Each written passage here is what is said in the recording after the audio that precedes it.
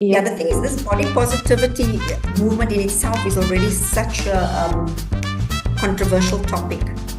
I then went into stripping. And if you're mixing professional and personal connects, and it gets very tricky. Yeah, if there's any industry that you want to be in where there's a lot of exploitation from both sides, then this is the field you go into. Hi again. How are you? Hi, How have you I'm been? well, thank you. Oh, nice, nice. Actually, our last talk went really well. So here is the second part of it. We have limited time, so last time we kind of couldn't go to the all the amazing other points that we had discussed. So we'll try to cover them in this talk. Let Okay. me get straight to the point. We'll just say, can you just tell us your name and basics again for a short time, and then we'll get, Okay. yeah. Okay, good morning, good afternoon, good evening, wherever in the world you are. I am in Nepal, Pokhara. I'm Celeste, I'm from South Africa, but I live in Malaysia. I am a dancer, director, producer, choreographer. I do wellness, I do yoga, I'm an entrepreneur, so many things. But for today's video, we are concentrating on dance. Yes. Right. Yes, thank you. I'm Maithily. I'm based in Pune. I'm a yoga teacher and a dancer, contemporary dancer. And I met Celeste in Dhamshala, and we clicked and we just started talking about dance a lot. And I thought that it was so amazing to know your journey and your perspectives and so much experience you have that I wanted it to share it with other people. So here we are with the second part of our talk. So, last time you told how the dance has helped you mentally, physically, spiritually, and it just is an amazing tool. Like it becomes a part of your life. So, I would like to know how we can use dance as, means of not only entertainment, but as education or, something that really helps other people as well. So the medium of art, how we can use it in the education system and in the entertainment industry as well. What is your take on it? Okay, so of course, when I was a dancer, like I said before, I just had to do whatever the artistic director or choreographer wanted me to do. But when I started choreographing, and especially when I started directing and producing dance works, I decided to focus more on dance, but dance as an art, education, and entertainment. So whenever I did my works, it had to be either educational, but it still has to be arty and entertaining. If it was supposed to be entertainment, it will still be arty and educational. All the three elements had to be there all the time. And this is because I was mainly working in, well, with young people, youth, so people between, well, 4 to 40. So those are youth. And I was working in educational institutions. So there was always a theme. I always make sure there's a theme. So how I do that is like example, I did a 1 hour work on child abuse.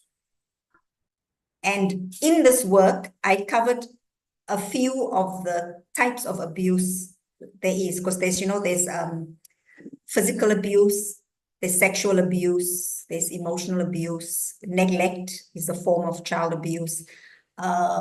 In Malaysia at that time, there were a lot of young girls who were getting pregnant and then abandoning the babies, like just throwing it in the dustbin. So that's like neglect plus infanticide, so it's all falls under abuse. So it's such a heavy subject. And I'm working with children because, in order to carry the story forward, the plot forward, I have to use children and adults so that you can see the disparity between the two. So if it's an adult molesting a child, you can see it's just so obvious, you know. So of course, nothing was going to be nice. But then, so that is the educational part, because in this, the people who are in the dance, they are getting educated, although we're not like sit down, blah, blah, blah. It was during the course of the production, they learn, because now you're becoming aware of what abuse is. And the same for the adults who were in performing, in the dance work. But then also watching it, they are also getting educated. Because sometimes they're not even aware that these things are happening, or this is what it looks like when it does happen. Like, some people think it's just okay to hit the child with a slipper.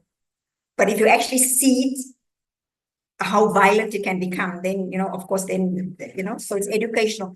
But then, because I also needed to make it arty, so I had to choose music and movement that it still has flow and dynamics and technique. So the art is always there. And then also the sets and the costume and all that makeup. And then to make it entertaining, there's also fun parts. I know that you cannot put abuse and fun together, but I mean, for example, we have the brothel scene, which is the red light district scene where child sex trafficking.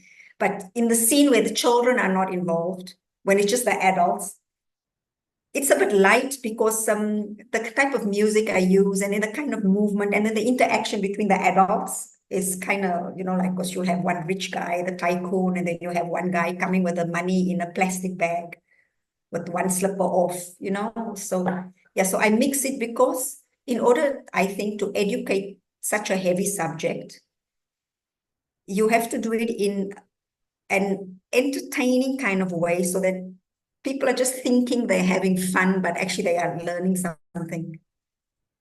And again, like I said, because it's a theater production, it has to be artistic. Yeah. Okay, so that's how I would do it. Yeah. Yeah, because many times, especially heavy subjects or something that people don't really want to look at, if you want to show them Right. that, it has to have some element of, the other side as well, some positive side Yeah, to it as well. like a movie. And I think it is very difficult what you're doing to combine these elements and have that balance of, that you're not making fun of the heavy subject, but you Mhm. are having that balance that, okay, we are lighthearted, but we also have to notice that this is happening in the society. And I think that's a very intricate position to achieve. And I would like to see it if, if there is any documentation or if it is Because happening. yeah, it's a dance. It's a dance It's a, between something serious. It's literally a dance between something yeah, serious, yeah, but keeping it light, and yeah, making it uh understandable. yeah, Yeah, yeah, absorbable, like yeah. something that can, yeah, be understood in a easier way rather. And I think Yes. dance really works in that sense that you are able to understand things better because you can actually see it happening in front of your eyes.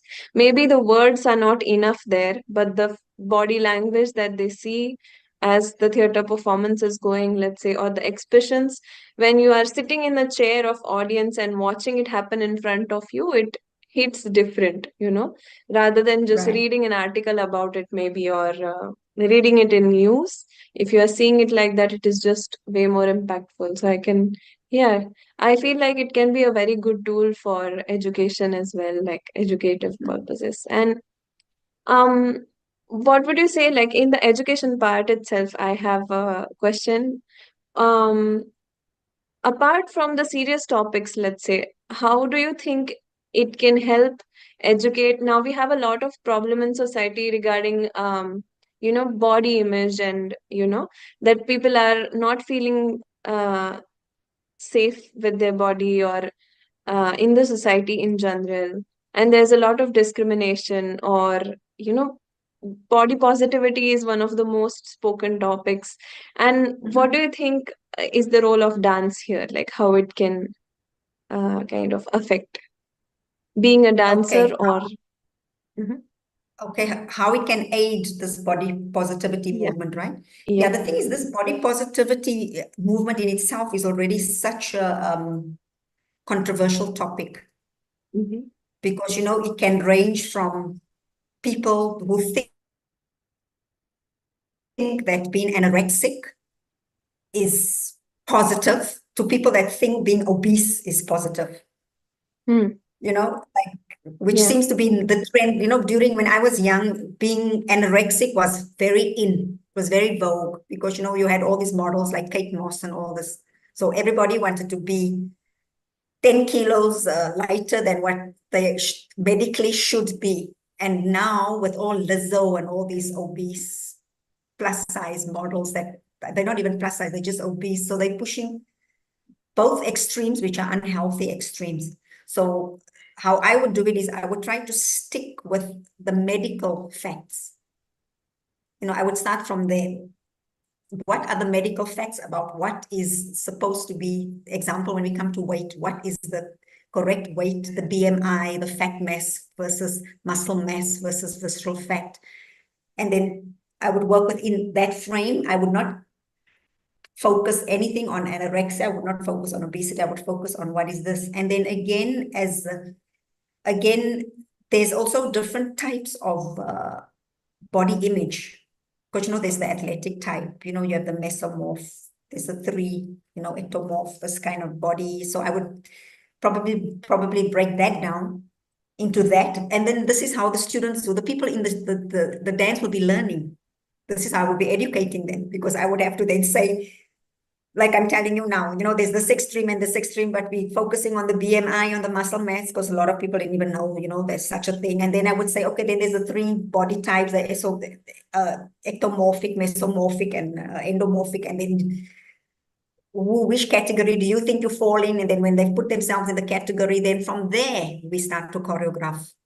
So that, you know what I mean? And the choreography Yeah. would be based on that category that they are in. So maybe the ectomorphs would be, because they're more willowy, their movements would be more willowy, and then the mesomorphs who are like more muscular, they would be like more the athletic type, and so it would be, again, it would be a dance, literally, a literal dance and a dance figuratively, you know what I mean? Yeah. Yeah. So Yeah. yeah.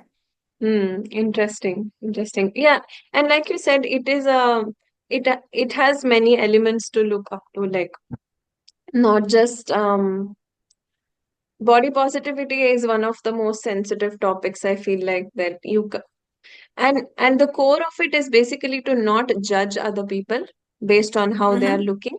And that's the core point of it, I feel like. But it has gotten into many branches of, this Yeah. body type is good and this body type is not, and this is, or But that's why how I say it has branched. I would just concentrate on the medical, what is Yeah. medically considered Hmm. healthy, not fashion, not what's trendy, not what you personally think. I will start from there, and then we have to work only in there. So you cannot say, oh, but I think the obese side is still good. I would be like, no, no, no, we're only working in this frame. That's why I say there always has to be a frame in the expression. So Mm. this would be my frame. It would just be within Yeah. this, so that it cannot become sensitive, Yeah. because this is the frame. So put the picture in the frame.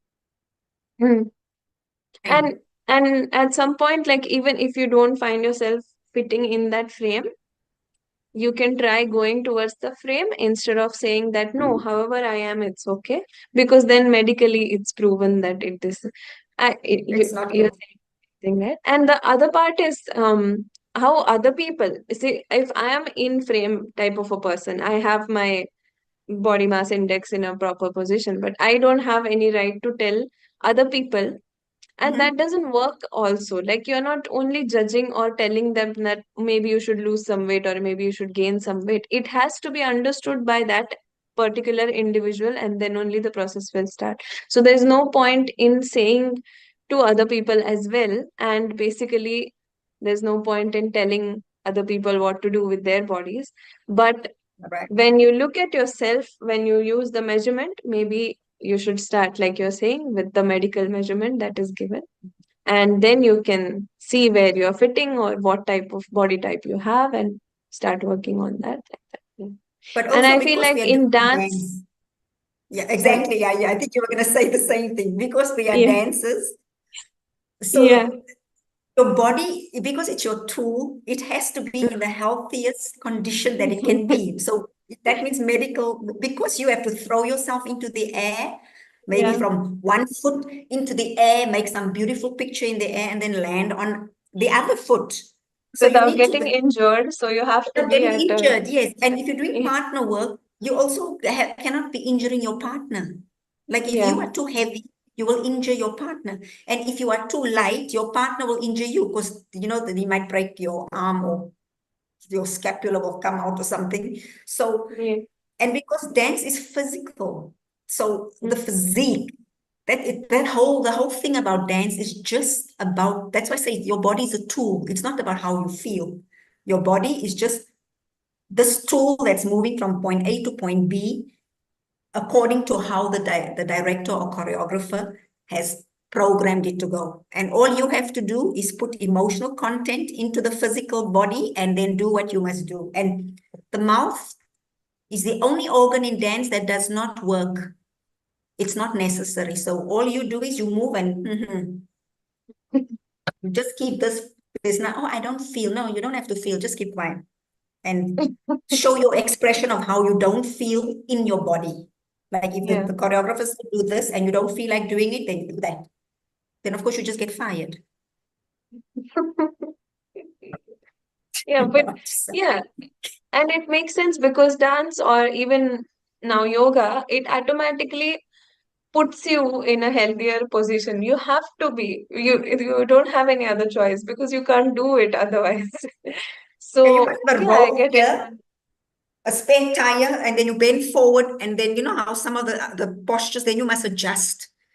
You know how Yeah, when the side back here, and then it's yeah, like, you know, and you have to move it yeah, so that you can get into the asanas. No, you just don't have it there in the first place, and then you can just go. yeah, yeah. That's true, and it just um like takes care of that part of your life that you have to be physically healthy. Yeah, you don't even, yeah, and yes, and just by the nature of what you are doing, Yeah, it comes with the territory.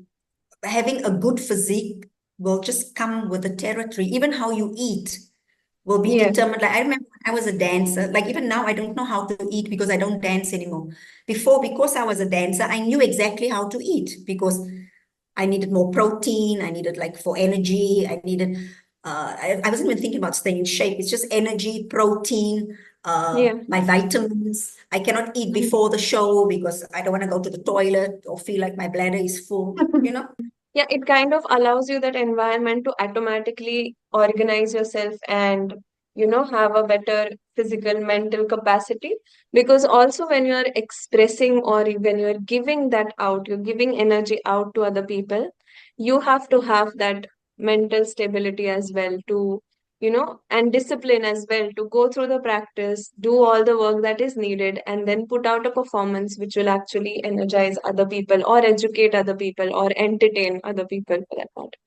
So yeah, it's a full package, I'll say, like a wholesome Yeah, journey. it's Yeah. full Yeah. package. But now seeing this side and all the positives of it, I would like to also ask you in your experience if you experienced any negative sides of it, like exploitation in dance or where you are taken advantage of or the other side of dance. Yeah, if there's any industry that you want to be in where there's a lot of exploitation from both sides, whether it's from the dancer side Mhm. or the choreographers, the admin, then this is the field you go into. Because I forgot the last time to say, I actually became a professional dancer at age 6. And the reason for this is because of exploitation. Now, why say exploitation? Now, it's not, it would be exploitation, not intentional exploitation, but unintentional. Because I was dancing with this company. I was only 6 years old. It was an informal company, but because we were doing so many performances, uh, I couldn't, sometimes I didn't even go to school. And my father used to be a manager and he used to bring artists from overseas to perform in South Africa. And he used to manage performers. So he is the one that told the company I was working with that I need to be paid, even if it's just an allowance, because others it's just child labor. And also it's just exploitation. Now, there were three other people in the show who were also minors. Everybody else were adults. I was 6. I think the other girl, I'm going to mention the name, she was maybe 12, and the other one was 16. So we were the youngest. We were minors. Everybody else was adults. So they could make the decision whether they wanted to be paid or not. For us, it was up to our parents. So whether their parents did that, I don't know, because I was only 6 and I didn't care because my father was in charge of that. And he put a stop to that. So that is some form of exploitation, where you are doing many performances. They're getting paid because people are coming, they're paying to see the performance. Yet I'm not getting anything, anyway. So, and then when I went into the ballet company, okay, because of the apartheid, there was some kind of exploitation, but then that's on a government level, so I'm not going to talk about that. But I feel there's exploitation because men earn more than women. I don't know now, but that time men earned more. Yeah, and it doesn't matter what excuses they gave, but I always felt it was exploitation because we all have to show up for class, we all have to show up for rehearsal, we all have to show up for dress rehearsals, we all have to show up for the performances, we're all doing the same work. Okay, depending on also your position in the company, of course, then payment will be different, but it doesn't matter. It should not be about sex. It should just be about being a dancer. Because you could both be featured dancers, male, female, you both feature dancers in the performance, but as the female, you get less money. So that is exploitation. That's Of course, when unfair. I That's pretty. yeah, I think it probably still happens today. I don't know, because I'm not in the ballet world for many years now. And then when I went in the commercial world, of course, here it's even worse. Because there's some like I worked in a performance in a extravaganza, which I call tits and feather shows. I'm sure you've seen those, where you wear the big feathers, you are topless, and they're all very fancy. And I could never Yeah, understand why I am a qualified dancer, why I had to be in a show, because in the show you have showgirls, you have dancers, you have all types of positions. But when I came in, they did not take me in as a dancer. They put me as a showgirl. Now, in order to be a showgirl, you must be at least 5'10" tall. You must look like a supermodel. So I don't know, me, 5'4", what I am doing. That's why I feel I was exploited. And it's because I yeah, didn't want to perform topless. But they knew yeah. the only way I would do the job is if they offer me the job as a dancer. And then once I was in the show, they then decided, oh no, there's no place for you as a dancer. The only other place is a showgirl. So Hmm. I'm already stuck. I'm already stuck. Now I have no problem with being topless because I'm an African woman. This is my culture. It's not a big deal to me. It might be a big deal to others. I don't care. I'm an African woman, very proud to be a bushman. This is my culture. I don't have a problem with that. I do have a problem when I'm getting exploited to be in a position that I did not Yeah. audition for. And another thing is, I'm a dancer. I don't need to be prancing around looking just pretty. I need to be dancing. And then even Yeah. if I'm dancing, I need to be doing proper, serious dancing, topless or not topless. It needs to be dancing. I Okay. think the And unclarity, I think the unclarity that is there about what role exactly you're supposed to perform. And I think it happens a lot that you have been taken granted once you're part of the company. Whatever the show is happening, they'll try to put you in all the things without really asking for your permission or asking which role you want to take up and you are ready to do. And just because you're part or you're committed to that specific company or that production, you have to be, multitasking at times. And I think it is seen as, a dancer's duty. Yeah, we are part of the hmm, company and we are a part of that naming of, we are like a family. And then, that But that's work not what I happens, signed up which is for. not Yes. we signed Yeah. up I signed for. up as a And dancer, not as a yeah, showgirl. If I want to be a yeah, showgirl, of course I know it comes with the territory to just yeah, prance around in feathers and look nice. But because I don't have the attributes of a showgirl. It's like me trying to go and sign up for Miss Universe. I don't have the Miss Universe qualities. So, and I am a dancer. That's what I do. And I was the highest qualified dancer in the show. It was a joke. yeah. And everybody's up here and I'm down here like a midget. Ridiculous. Even the wardrobe had to readjust all my costumes, all the harnesses that you wear because I'm so small. Yeah. Anyway, And you did but not that's sign up how. for that. So No. it's But just, then you know what I did? I then mm-hmm. went into stripping. Oh, So this is again where I was doing the exploitation I see. because strippers, because I was in shows where there's dancers and then there's also a stripper. So the Hmm. stripper is the highlight of the show. The dancers, we just there, nya, nya, nya, nya, nya, nya. And she gets, if we're getting 500, I'll say dollars. So example, if we're getting $100, she's getting $500. We are Yeah. doing half an hour of show. She comes on for 5 minutes. And all she does is take off her clothes and look sexy. That's all. So I thought, okay, I'm going to exploit this because I am already topless. The difference between her and I is that she comes on fully clothed and then she takes her clothes off. And she ends Yeah. up in a G-string, which is exactly what we are also wearing. We wear G-string Very. with a lot of buttons. So Yeah. what is the difference? It's because you have to have that name as stripper. Yeah. You know, that's it's like a stigma. But I was Yeah. fine with it because I was already this qualified dancer. You can call me whatever you want. I am still a better dancer than you. I'm still more qualified than you. Yeah. So, And she so was who doing cares? her job and you are doing your job. But now you're put Yeah. in this other job, so might as well. Yeah. So same thing, Yeah. same thing. And but the thing is, because I'm a dancer, I actually danced because Yeah. I'm not a sexy. I don't want to be sexy. I just danced. So I'll do like Billie Jean. I come on as a man, Billie Jean, and Yeah. then Dirty Diana on strip because Dirty Diana is about a street girl. So it's like also a Hmm. story. Hmm. So I exploited that.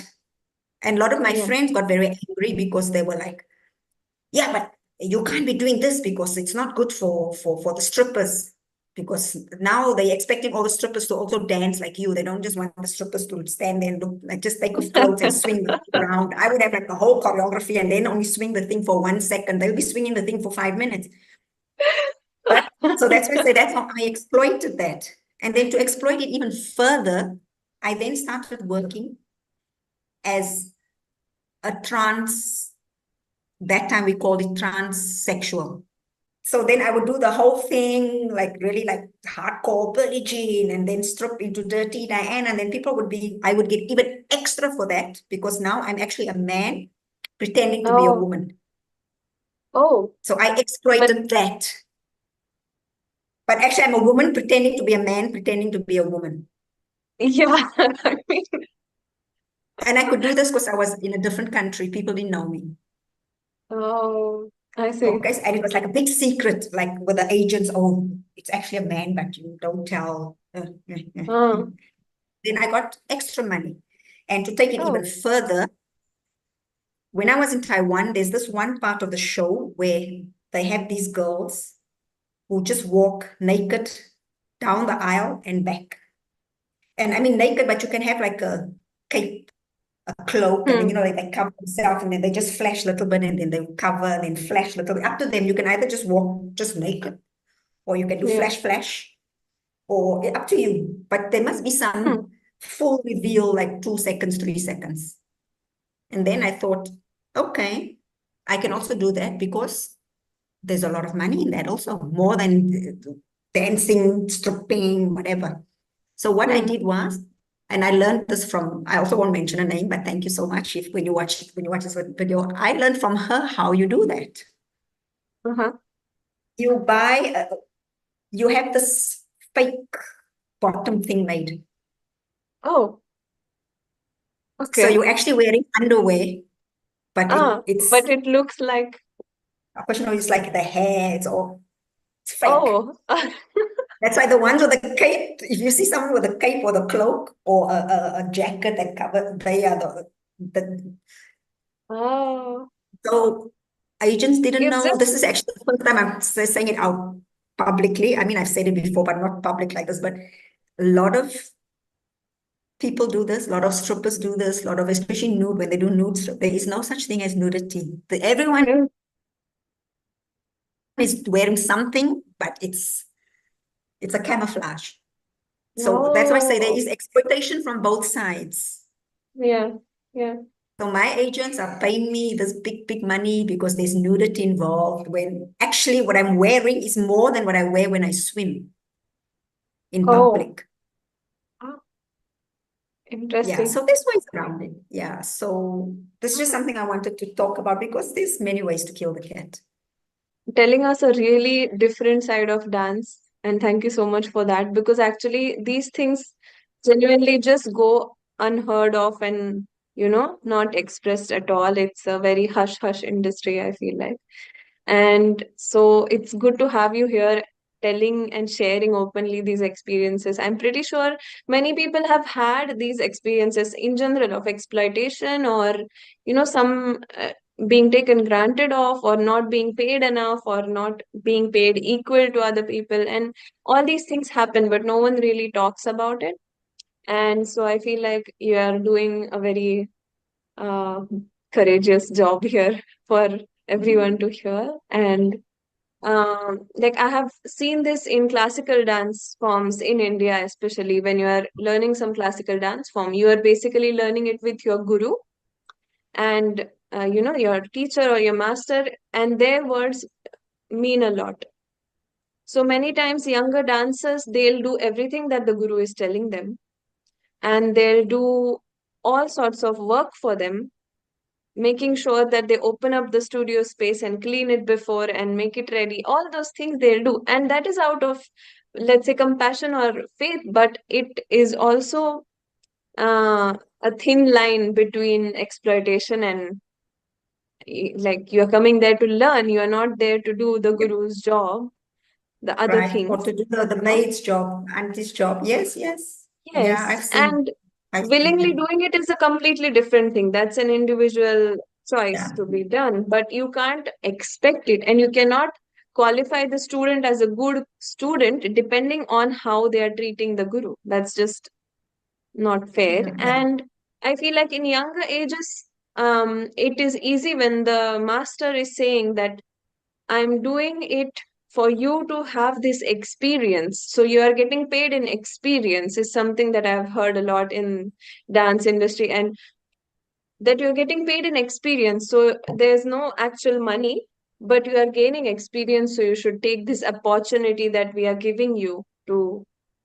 But yeah, it is again a thin line between uh, you know, yeah. Now again, asking you for, see, yeah, if the guru is getting money for it, then yeah, he should at least give the students, like I said, when I was 6, I was not getting a salary because that would be child labor, but I yeah, was getting an allowance, like a, what do they call it, per diem, like yeah, just something, like every time we go, I get something, like let's say in dollars, I just make up a figure because I can't remember. Let's say I get $10 per performance, yeah, which, and I get food.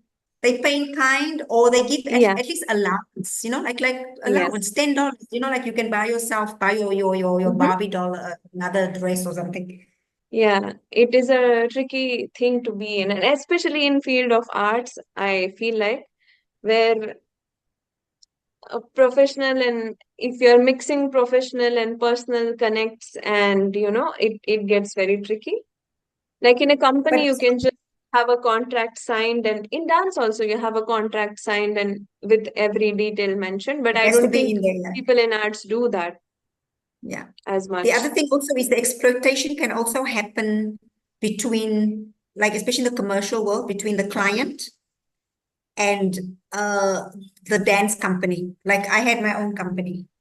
And then there's the client. Let's say the client is Levi's. So they commission me to do, or they hire me to maybe launch their new fashion jeans, you know. But then there's a middleman. So Levi's tells the middleman they paying me, they want a 50,000 US dollar job. Then the middleman comes to me and tells me Levi's wants a 5,000 US dollar job. So he's Yeah, pocketing the rest. So of course, I am only going to give Levi's a 5,000 worth job yeah, because that's what they, and then of course, then Levi's gets angry with me because my work is not up to standard. yeah, But it's because the middle person is exploiting Levi's and me mm, by undercutting me and undercutting Levi's. You know what I mean? Because I know yeah, if yeah, Levi's told straight they're giving me $50,000, whoa, man, I would be giving them the full yeah, production. You know, I would give them something worth $50,000. But now you're telling me 5,000, then that's what you're getting. You yeah, see, so there's also a lot of that kind of exploitation. Or when mm, there is a job, a company will say we are launching something, send your yeah, proposal. So I send my proposal, and then they say, "Oh, we like the concept, we like the idea, but the pay your the cost is too high. You're asking for too much. Can you come down?" Then I say, "No. If I come down, that means I can give you all the costumes, but there'll be no dances. You know, you need to, because the yeah, budget won't." And then they'll be like, "Okay, never mind." And then I see them do the launch mm, using a different company, but my concept. You yeah. know, the Oh, concept. I worked that is, 3 months for mm, all the designs. I did the costume designs, chose the music, everything. Yeah. So there's always exploitation.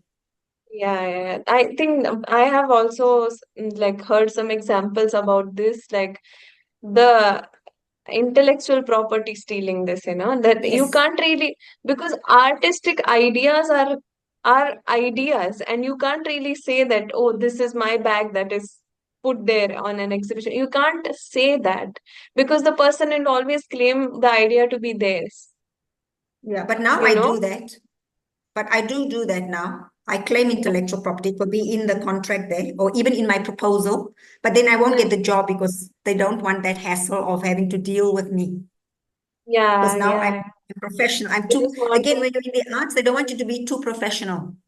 yeah, So I don't yeah, know what they want. Because now I'm being yeah, professional. You know, everything is in order.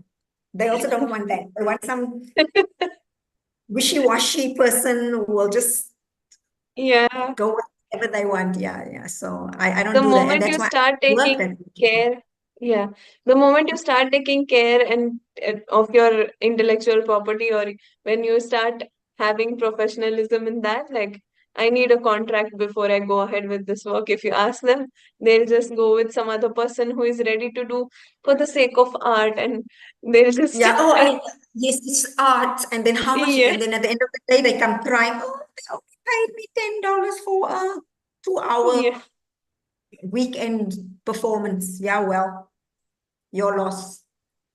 Yeah. So there is, I mean, but this is human nature. yeah, Like I said, even I did it. If there's yeah, room to exploit someone, then what can you do? You either beat them or yeah, you join them. So like what I did with all the things I was doing, I was just joining them because also they're being stupid. yeah, Pay a stripper more than a dancer. Why? They're wearing the same outfit, except that the dancer is changing her clothes taking her clothes off in the wings, and the stripper's taking the clothes off in front of the audience. Same actions. yeah. Just the stripper's actions has got music to it. There's background to taking off the shirt. So I can also take off my shirt and put music on it because same thing. Anyway, that's show I business think for it's a you. very, very, very different perspective, and I'm really glad that we are having this conversation because it is looked at as different. Like in the beginning, when we started about education and entertainment, and so I feel like many of the dance styles have only been looked at as entertainment, like pure entertainment, and that's where even for the concept of dance, the exploitation starts to happen because then anyone can do anything and it will be called dance, and it And will get entertainment, yeah, paid. but entertainment is anything. I can spit on the Yeah, floor, and I mean, if you are entertained, you are entertained. Some people like to see people spitting all over the floor. I mean, I've seen a contemporary work when the guy did that. He was just yeah, spitting all over. People loved it. yeah. So I think that is also a form of, we can say, exploitation of the um yeah. Of the But art. it goes, I think it just goes under the freedom of expression. Like you have the freedom to express whatever you have, the way you have. So I mean, it's again, I'm coming back to it's their personal choice kind of, Then I don't know, because yeah. No, I'm very for expression within a frame. There has to be boundaries. It has to make sense. hmm, Uh, otherwise, otherwise it's just interesting. rubbish. Then my husband can do it. You know, my husband who doesn't know absolutely nothing, but he can also just go stand there and twirl around and say it's expression. When I know he's not, he's just confused. He doesn't know which way to go. But then someone, oh, look how beautiful he moves. Look at the swaying in his shoulders. Look at the movement of his hair as it flows in the breeze and it's following the rhythm of the music. But he's not, he's just looking around because he's not sure if he should go this way or this way. That could be a whole piece, a whole dance piece. Yeah, that is true. That is true. Let's say now, after all this journey and all this experience that you have had, and I remember that you are also now taking classes again, wherever you are traveling, you are taking classes there. So, what type of work you are currently focusing on? Okay, so actually what I'm doing now, I've been doing Mhm. since 1997, I think. It's just that Okay. I'm restructuring it. So after all the stuff that we've been talking about, you know, like what we talked about last week and today, it culminated in me having to develop my own dance syllabus. Oh, I see. Yeah, because I wanted to work with people who are trained, who can do my work, and who also, because dance is philosophy. So there has to be, when you teach, there has to be a philosophy behind your teaching. And so that they can have this philosophy. And my philosophy is that the body is the tool. You know, like, you know, I've been saying that all the time. And that dance has to be within a expression within a frame. So I needed this type of dancer who was on the same wavelength as me, so that when I choreograph for work, I don't have to first erase everything they've learned before and then retrain them to be able to do my work properly. I just have people who are trained my way, they know what I want. I can just do one movement and they already know how to, like what the rasa or the technique, you know. So I decided to develop my own jazz dance syllabus. It's called the Celeste Studio of Performing Arts Jazz Dance Syllabus. I'll give you the link to the Sorry, can you Facebook repeat page, that again? Celeste Studio of Performing Arts. And then it's a Okay. jazz dance syllabus. So it's the US jazz dance, because jazz dance originated in the USA. I mean, it has its roots in Africa, but because of the slave trade, it went to the US. And then, so my syllabus trains people from the age of, well, now we have a baby what do you call it?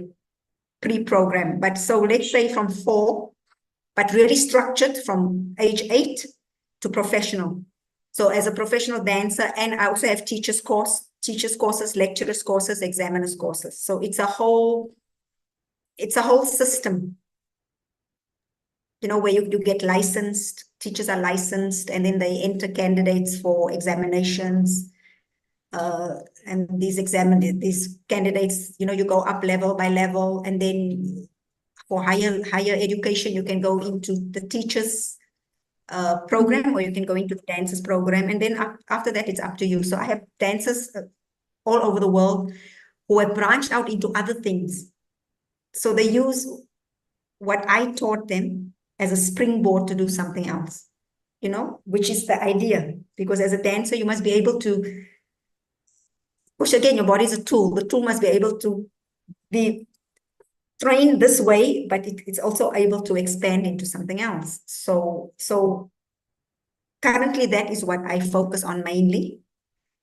I'm focusing on the expansion part, on the restructuring part, because now, we were talking about TikTok, and I can't do long productions.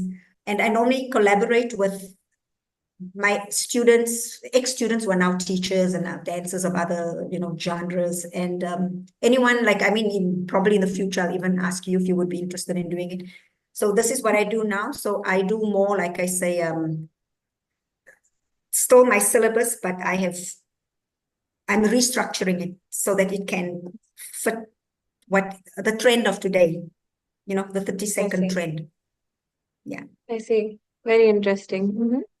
Because it has to change with the times. It has to change with the times. Because again, when it comes down to what is modern dance and what is contemporary dance and what is jazz dance, to me, it's always very confusing, because to me, anything that's not ballet or classical or folk is modern and contemporary. Because contemporary means of the time.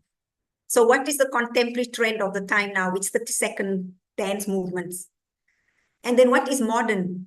The modern dance style is like just all this hip hop stuff.